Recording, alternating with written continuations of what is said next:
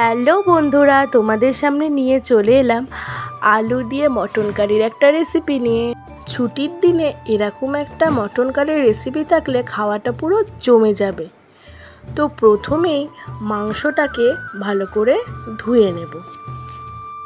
তারপর ওই মাংসের মধ্যেই গুঁড়ো মশলা দিয়ে ম্যারিনেট করে নেব। প্রথমেই দিয়ে দেব লবণ, তারপর দিয়ে দেব হলুদ, কাশ্মীরি লঙ্কার গুঁড়ো,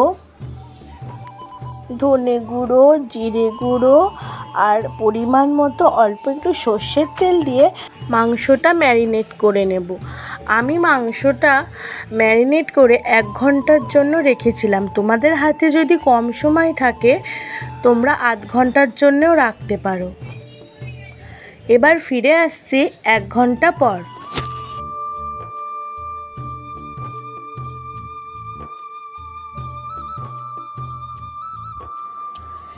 এবার কড়াই গরম করে ওর মধ্যে দিয়ে দেব সর্ষের তেল। তারপর আগে থেকে কেটে রেখেছিলাম ডুমো ডুমো করে আলুগুলো, সে আলুগুলো একটু ভালো করে লাল লাল করে ফ্রাই করে তুলে রাখবো।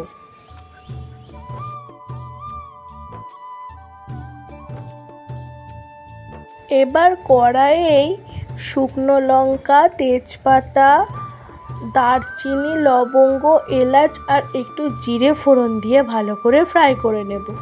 তারপর দিয়ে দেব আগে থেকে কুচি করে রাখা পেঁয়াজ।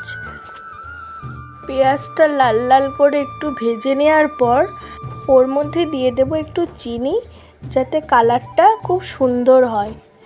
তারপর দিয়ে দেব আগে থেকে করে রাখা আদা, রসুন, কাঁচা লঙ্কার পেস্টটা।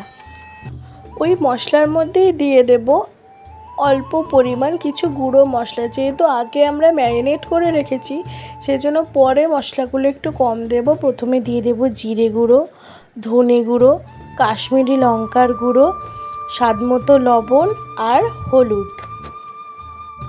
তারপর মশলাটাকে ভালো করে কষিয়ে নেব।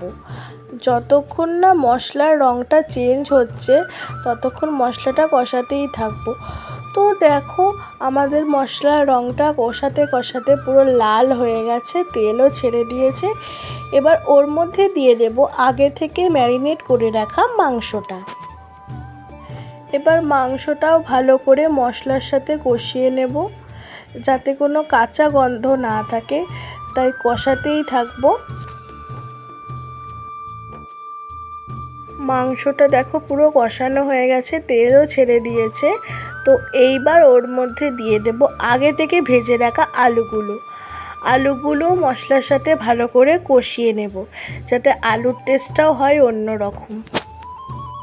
তো দেখো আলুগুলো মশলার সাথে ভালো করে মিক্সড হয়ে গেছে। এইবার দিয়ে দেব পরিমাণ মতো জল। তোমরা যে পরিমাণে ঝোল খেতে চাও সেই পরিমাণেই জল দেবে। এবার মাংসটা আমি 1 ঘন্টার জন্য ঢাকা দিয়ে দেব ঝোলের সাথে, যাতে মাংসটা সিদ্ধ হতে থাকে।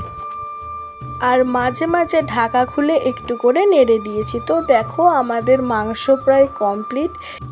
এবার লাস্টে দিয়ে দেব গরম মশলা আর কিছুটা ধনেপাতা কুচি দিয়ে মাংসটা নামিয়ে নেব। তোমরা বাড়িতে অবশ্যই এই রান্নাটা ট্রাই করো আর অবশ্যই কমেন্ট করে জানিও কেমন হয়েছিল। ভিডিওটা ভালো লাগলে অবশ্যই লাইক, কমেন্ট আর সাবস্ক্রাইব করে দিও। আর দেখা হচ্ছে নতুন রান্নার সাথে।